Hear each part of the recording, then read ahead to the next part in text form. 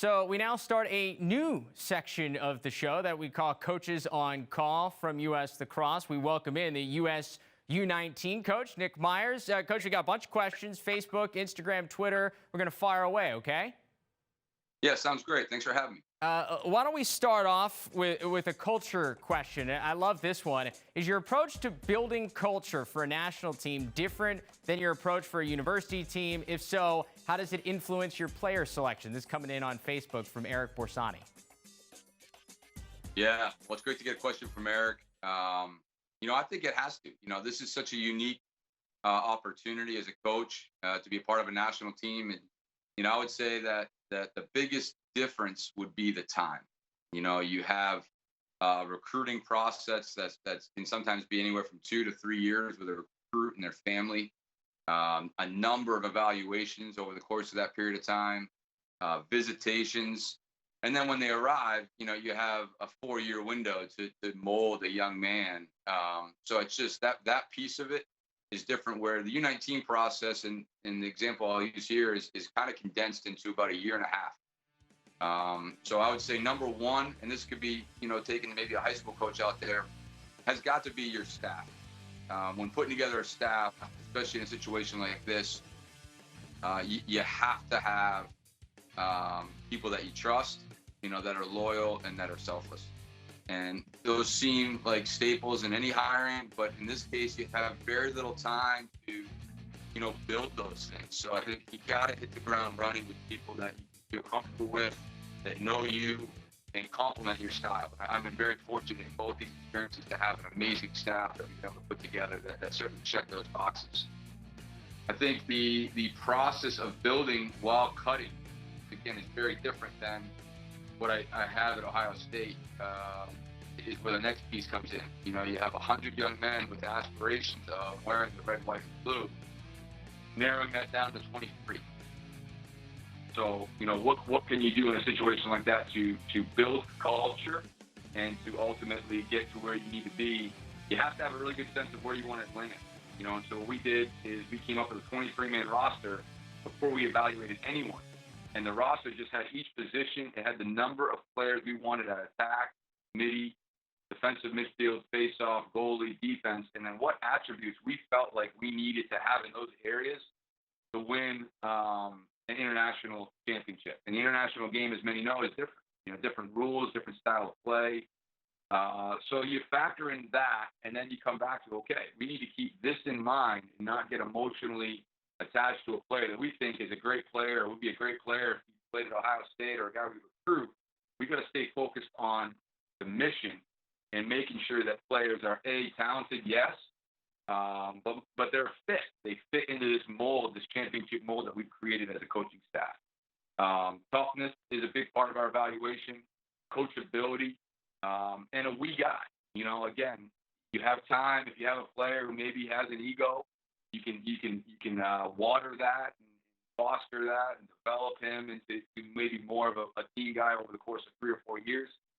An example like this, because you have options and it's such a condensed window, if there's a guy with a big ego and there's a guy that's like, coach, I'll do whatever you need, the big ego could cost you a world championship in a 1-goal game. And that's what we're going to be. Every time this thing comes down to it, typically comes down to a 1-goal game.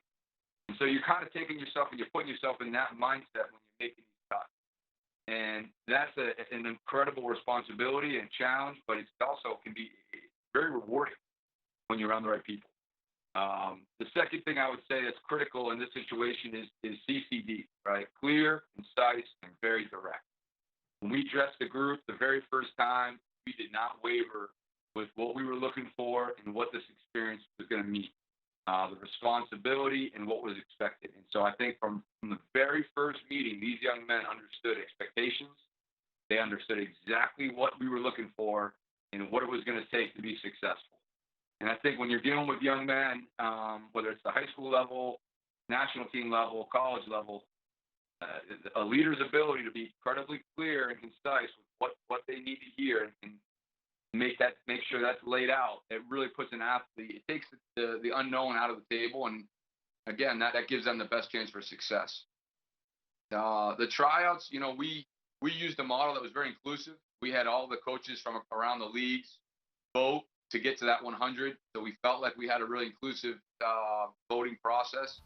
Once we got to that 100, we brought in high school coaches as well as college coaches to help us evaluate. And the conversations that are taking place in that meeting room, a lot of times they're not about talent, because everybody's talent. About, the fit. Where do we see our attack? Is he lefty? Is he righty? Is he a feeder? Is this a guy that works well off the ball? How does he play with him? Does he work well within the offense? Those are the conversations. And then it's character. It's like, hey, what do we think about his toughness? Is this a guy that's going to dive for an end line? Is this a guy that's going to put his hand on the plastic and come up with a ground ball and win the world championship 50 play? And I think these are some of the conversations that take place in that room. So thankful because the guys made it hard. We laid out what we were looking for, man. If you were at those tryouts, you saw guys, the best of the best, that age group, playing as hard and competing at a level that was pretty special. And that was something I'll always be very thankful for. Big reason why I love doing this. I think you need shared adversity. I think you need to go through some adversity. And fortunately, with the 4 years ago, the team went through some early, and this team, we created it to a degree with that Culver opportunity and building to that. We took some lumps in that game, with about 30 guys that had come together after being away from each other for 3 months and went out against a team that's very talented, very organized, very well coached. Had one of their best player was Canada's best player, and we got beat up pretty good. And after the game, we're taking some shots on the internet and the social media, parents, etc. How does the world team get beat by a high school team? And that was the best thing for us. And any coach out there knows that, to be a great team, not a good team, like a great team, you have to go through some adversity. And, for this group, we don't have a lot of time. So to have the experience of what it feels like to lose and what it feels like to understand that the weight that's on these guys' shoulders and the responsibility was awesome. And you either come closer together or you grow away from each other. We got back in the hotel and had a cultural breakthrough where guys stood up and took accountability and just started saying, hey, man, look at what's it going to take for to make sure that doesn't happen. And we had to do a little bit of soul searching as a team, not as a tryout, not as I'm trying to make this team. I'm like, hey, we're trying to come together. And then you look at the 24, 25 guys that competed in the Premier and in the success that we had versus a senior team in Japan. I think it speaks volumes to what we were able to do from one camp to the next. And that's what culture is all about. It's building an identity with a team. It's as a coach sticking to what that identity is and allowing players to really grow in that culture, in that identity, and trying to get the most out of your group, right? You want to maximize your talent. You want to maximize your men. I think we're certainly not there yet with this group, but we took a big step.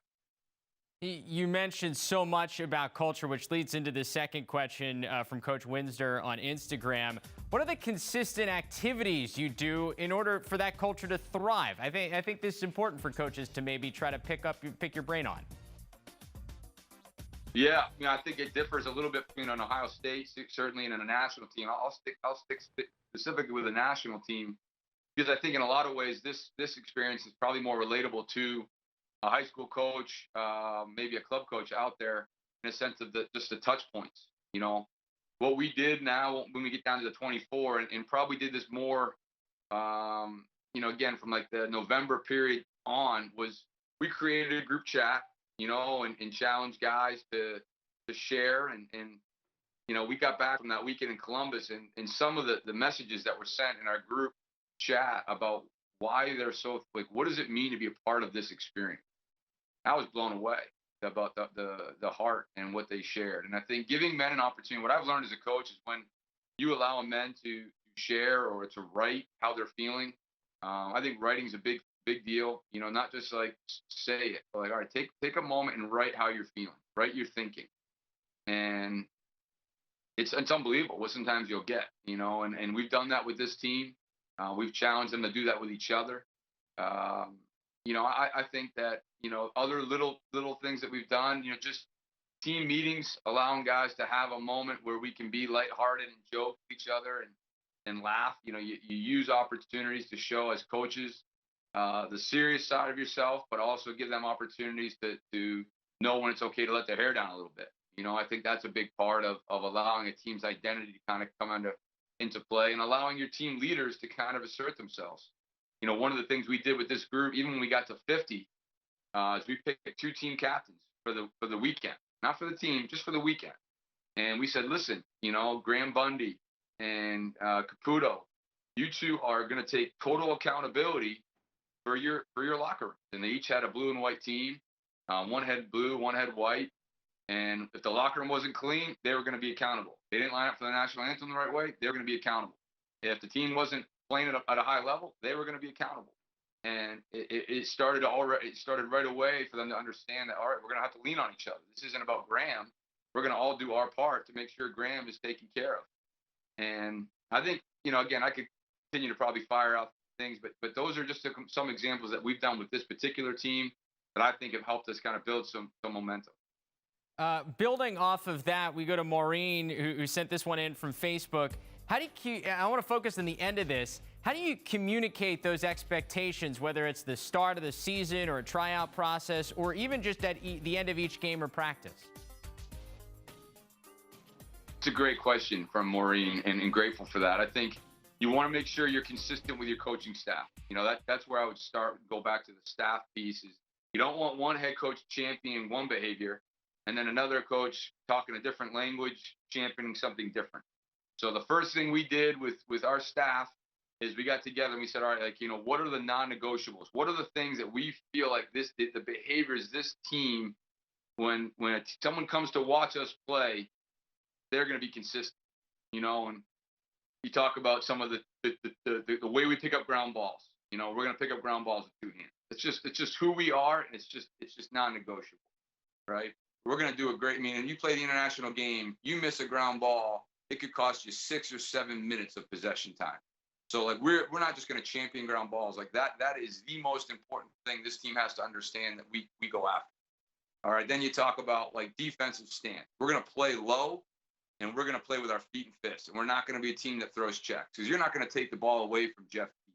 You're not going to take the ball away from Austin Stotts. You're going to have to sit down, play great defense, support each other, and do it with discipline. On the offensive end, we talk about shooting. You don't get possessions where there's no shot clock.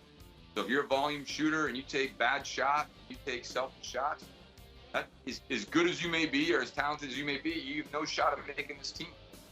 So you got to be a guy that's willing to make a one more. You got to be a guy that's willing to play with discipline on the offensive end. Are you going to dive for an end line? So we created a discussion as a coaching staff, and we just said, hey, we got to hammer this down. We have tons of these. We got to bring it down to 8 to 10. And then we got to make sure we convey those very, very clearly. We created a playbook for the first 100, and it had these listed. All right, we talked it through. A theme that we had was grateful for everything, entitled to nothing. Understanding that when you put on this red, white, and blue, the responsibility that you're now you're taking on as a national team representative, and not for yourself, but for also those that most importantly have come before you. And it's just a massive responsibility. It's very special, and probably why it's most coveted from staff and from players. But we needed to make sure these young men, 18 years old, 19 years old, have an appreciation for that. And then I think what you do, as far as the second part of that question, is you have to have great closure. You have to start practice with some keys. Hey guys, remember, here are the keys for right now. If you're doing a new drill, guys, here's the drill. Behaviorally, these are the 2 things we have to do great for this drill to work. And then the closure at the end of your day, you got to bring it home, and you got to pick a couple guys. You got to champion a couple moments, like, hey man, this play this guy made, or this ground ball play that this guy made. Every camp we got together, the camp started with a highlight reel of these cultural, behavioral things that we think are going to win us a world championship. So Coach Myers, my brother, would step up there, Coach Stimmel, and they would have 3 or 4 minutes of highlights from the last camp that showed guys making an unbelievable slide, ground ball play, a toughness play, an unselfish one more, like setting a pick and getting run over and giving up your body for a teammate. 6 helmets after a goal, colliding on each other, an unbelievable effort in the ride. And so it just starts to become part of who we are, and the guys they feed off it. And now all of a sudden they're hunting those behaviors, they're hunting those plays, and that's all they know. So we're going to go to the final question here. It comes in on Instagram, JMMDlax, asking about you. And it's what inspired you to become a coach?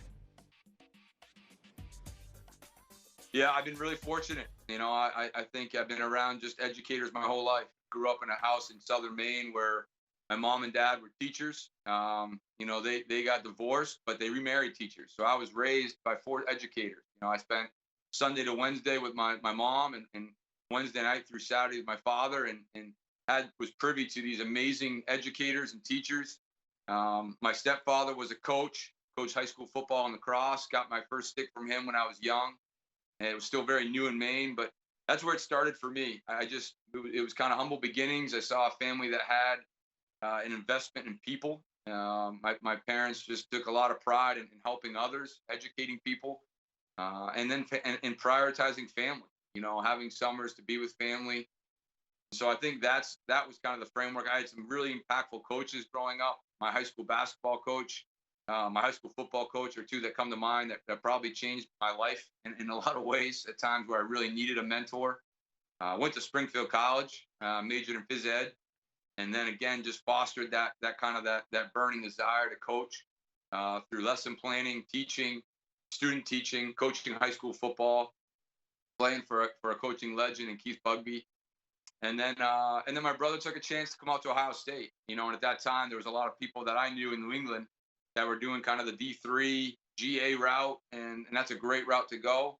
But I wanted to try to take a swing, and I figured I was young. My brother was at Ohio State. I called up Bresh and just said, "Hey, what would you think about someone coming out and just working for free on your coaching staff?" That time, the volunteers weren't necessarily as prevalent as they are today, and he gave me my big shot. I'll never forget that, and I got a shot, and after spending a couple of years with him, there was no doubt in my mind that I wanted to chase what I saw in him. I saw a man who had a strong faith, who had an amazing wife, an amazing family, and was an amazing leader of men. And I just was like, man, like that's what I'm chasing now, and that's where the chase began, and that's what I'm still chasing today. Oh, Coach, thank you for sharing. It's an awesome story, and thank you for being on call. Good luck as you navigate everything we got going on, and thanks to everybody who's sending questions. Yeah, I appreciate it. You guys do a great job. Grateful.